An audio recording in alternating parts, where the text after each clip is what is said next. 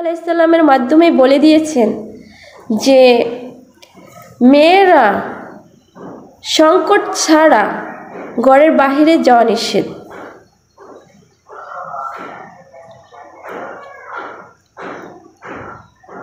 আল্লাহর কোরআন, নবীর বাণী, হাদিস এই মোতাবেকে একটা মেয়ে রাস্তাঘাটে বের হওয়াটা খুব জরুরি না। আজকাল রাস্তাঘাটে মেয়েরা বের হচ্ছে কেন? শুধু এই আপনাদের কারণে। যাই হোক, এগুলো বললে হয়তো বা আপনারা আমাকে মাইন্ড করবেন বা আমাকে অন্য মনে দেখবেন। আমি আপনাদের মন থেকে উঠে যাব। আমি এ প্রসঙ্গে বলতে চাচ্ছি না। আমি বলতে চাচ্ছি যে মেয়েদের উপর যাতে করে এইভাবে টর্চার না করা হয়। আপনি কি জানেন মেয়েরা সব জায়গায় হাত পা বাঁধা।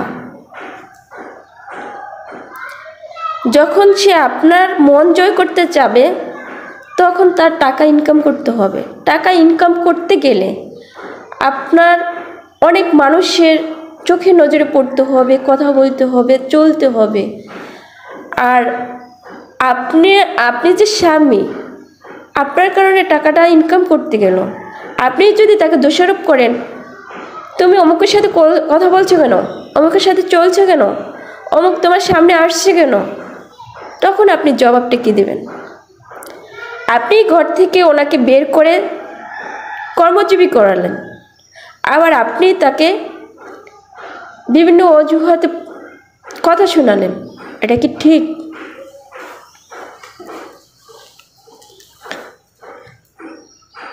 কিন্তু মেয়েরা প্রতিবাদ করতে পারে না। ওরা যখন আপনার ভালো একটা কথা বলবে, দুটো বলার প্রয়োজন নেই, একটা কথা বলবে, তখনই আপনি তাকে হামাগুড়ি দিয়ে ধরবেন যে তুমি মুখে মুখে কেন তর্ক করছো, তুমি কথা বলছে কেন, তোমাকে কে আইন দিচ্ছে। তখন আর আপনার চারদিকে কোনো পথ থাকবে না, সবাই আপনাকেই জোরালোভাবে অপমান করতে থাকবে। কোথায় মেয়েদের স্বাধীনতা?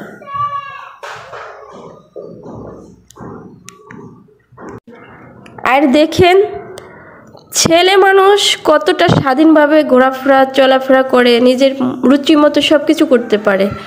ছেলে মানুষ যেখানে ইচ্ছা সেখানে যথা ইচ্ছা তথা চলে যেতে পারে। ছেলে মানুষ তার বাবা মা, ভাই বোন, আত্মীয় স্বজন যখন মন চায় তখন যা খুশি তাই দিতে পারে, খাওয়াতে পারে, সব কিছু করতে পারে, আনন্দ উল্লাস সব কিছু করতে পারে। তাদের মনের ইচ্ছা দাম আছে, কারণ তার ছেলে। আর নারীরা, মেয়েরা, তাদের ইচ্ছার কোনো মূল্যই নেই। ছেলের বাবা মা বুঝতেই চায় না যে মেয়েরাও পৃথিবীতে আসছে কষ্ট পরিশ্রমের মাধ্যমে, আর ছেলেরাও পৃথিবীতে আসছে কষ্ট পরিশ্রমের মাধ্যমে। একটা ছেলের যে অধিকার, একটা মেয়েরও সেই অধিকার। ছেলের বাবা মা ভাবে যে আমার হচ্ছে ছেলে, সে হচ্ছে একটা লাঠি,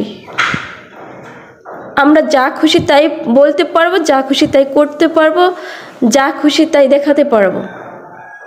আমরাই রাজত্ব, রাজ্য আমাদেরই হাতে, আমরাই বীর।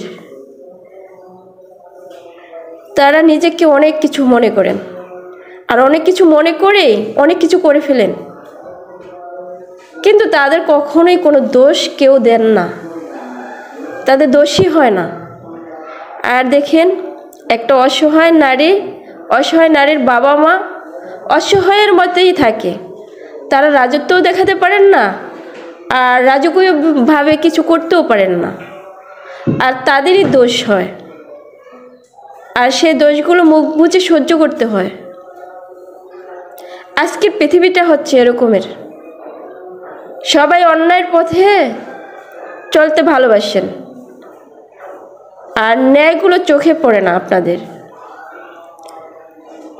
আপনাদেরকে বলবো, আপনারা ন্যায় অন্যায় দেখে কথা বলেন।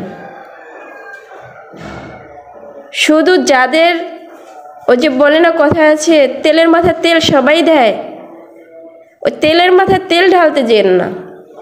যার মাথায় তেল নেই তার মাথায় একটু তেল দেন। যার পিছনে কেউ নাই তার সঙ্গে থাকার চেষ্টা করেন। ন্যায় অন্যায় দেখে আপনারা প্রতিবাদ করেন, ন্যায় অন্যায় দেখে কথা বলেন। শুধু মেয়েদেরকেই দোষারোপ করেন। কেন? শুধু মেয়েরাই দোষ করে আর মেয়েরাই অন্যায়কারী? ছেলেরা কোনো দোষ করতে পারে না? শুধু মেয়ের বাবা মাই ঠেকা অপরাধী? ছেলের বাবা মার কোনো অপরাধ নাই? আপনাদের কারণে আজকে এই পৃথিবী পিছিয়ে যাচ্ছে, আর যত খারাপগুলা সামনে এগোচ্ছে। যদি উচিত বিচার করেন, নীতি কথা শুনেন আর সৎ পথে চলেন, একার জন্য তো আর এটা সম্ভব না, সকলের এই কাজগুলো করতে হবে, তবেই পৃথিবীটা ভালো হবে। হয়তোবা আমার কথাগুলো আপনাদের শুনতে খারাপ লাগবে, আমার কথাগুলো আপনাদের বুঝতে ভাল লাগবে না, তিতো হবে, যা চিরতার চেতেও তিতো। কারণ মেয়ে মানুষের কথা কেউ শুনতে পছন্দ করেন না, ওদের কোনো মূল্যায়ন নাই তো তাই। আল্লাহ আলাইহিস মাধ্যমে বলে দিয়েছেন যে মেয়েরা সংকট ছাড়া